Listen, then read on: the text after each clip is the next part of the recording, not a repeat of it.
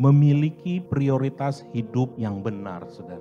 Di dalam dunia ini, saudara ya, iblis itu berusaha untuk mengganti hal-hal yang kekal, hal-hal yang rohani, hal-hal yang sebenarnya utama, saudara ya, itu digantikan dengan hal-hal yang fana, dengan hal-hal yang sementara. Untuk itu, saudara, kita akan melihat apa yang Yesus ajarkan mengenai prioritas yang utama, saudara. Katanya lagi kepada mereka, berjaga-jagalah dan waspadalah terhadap segala ketamakan. Sebab walaupun seorang berlimpah-limpah hartanya, hidupnya tidaklah tergantung daripada kekayaannya itu.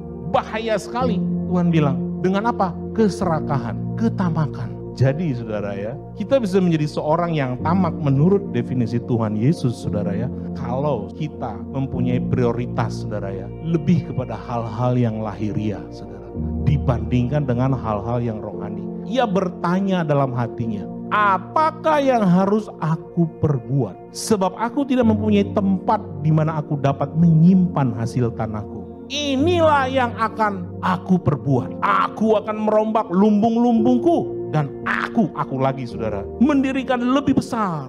Dan aku menyimpan di dalamnya segala gandum dan barang-barangku. Orang ini betul bikin rencana. Tapi yang jadi masalah adalah saudara ya, ketika dia merencanakan, ketika dia mengeksekusi rencananya saudara ya, dia sama sekali tidak melibatkan Tuhan. Itu yang jadi masalah. Saudara, seorang yang sangat suka bikin rencana, puji Tuhan. Tapi jangan berhenti di sana, kata Tuhan. Libatkan Tuhan.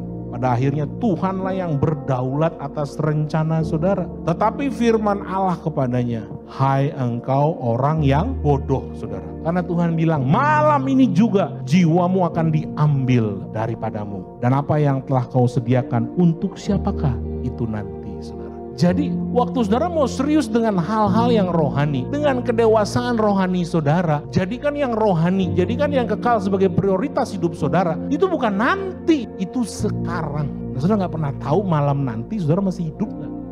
Kan begitu kalau kita mau ngomong kebenaran, pahit-pahitnya saudara. Demikianlah jadinya dengan orang yang mengumpulkan harta bagi dirinya sendiri, jikalau ia tidak kaya di hadapan Allah. Kalau saya memiliki kekayaan di hadapan Allah, berarti saya ngerti tujuan saya hidup. Hidup ini kan diberikan buat saya karena yang memberi itu punya tujuan. Kalau saya bisa mengerti dan hidup di dalam tujuan itu, itulah kaya di hadapan Allah.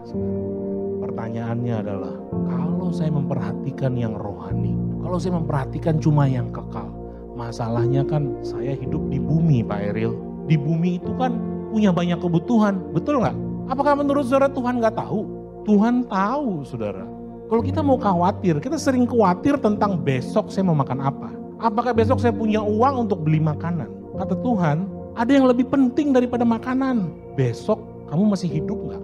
Kalau besok kamu udah mati, nggak butuh makanan.